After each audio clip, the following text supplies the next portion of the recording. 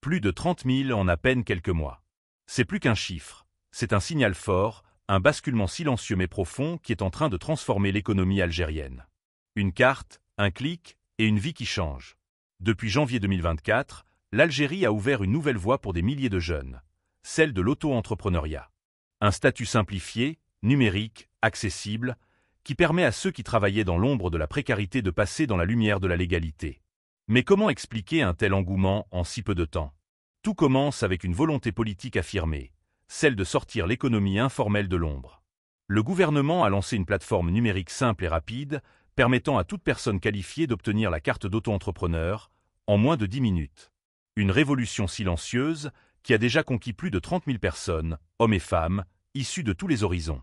C'est une nouvelle dynamique dans les mentalités et les modes de fonctionnement, a souligné le ministre Noureddine Ouada. Et cette dynamique, elle était palpable ce week-end, dans les allées du Salon national de l'auto-entrepreneur, au Palais de la Culture d'Alger. Des stands animés, des idées foisonnantes, du design au service numérique, en passant par les formations à domicile, les talents étaient là, en chair et en rêve. Et surtout, des opportunités concrètes. Des contrats signés sur place. Des partenariats tissés. Une vraie mise en réseau entre les jeunes auto-entrepreneurs et les entreprises publiques et privées. Pendant ce temps, une autre annonce marquante a été faite. La mise en ligne du Guide national de l'auto-entrepreneur, un document pensé pour accompagner pas à pas celles et ceux qui se lancent. Juridique, fiscal, pratique, tout y est. Un vrai kit de survie pour les débrouillards du futur. Le dispositif séduit aussi par sa souplesse. Pas besoin de local.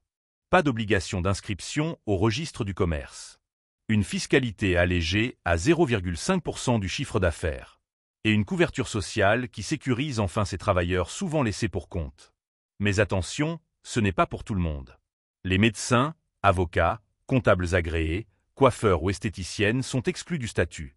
Ici, on vise une cible bien précise. Les jeunes, les créatifs, les indépendants du numérique, les formateurs, les prestataires à domicile. Et pour ceux qui dépasseraient les 5 millions de dinars de chiffre d'affaires, pas d'exclusion immédiate, mais un plafond à ne pas franchir 3 années de suite, sous peine de perdre le statut. Un garde-fou, mais aussi un tremplin vers d'autres formes d'entrepreneuriat. En filigrane, une ambition claire, bâtir une économie plus inclusive, plus flexible, plus moderne. Et à travers des initiatives comme l'exposition virtuelle Gaza Talent, le salon rappelle aussi une autre dimension, celle de la solidarité internationale et de l'engagement pour les causes justes. Alors, la carte de l'auto-entrepreneur, simple bout de plastique ou vrai passeport vers le changement? Et si ce n'était que le début d'une nouvelle ère pour toute une génération? N'hésitez pas à partager vos avis en commentaire et à vous abonner pour ne rien manquer de nos prochaines vidéos. C'était l'actualité du jour. Merci de nous avoir écoutés.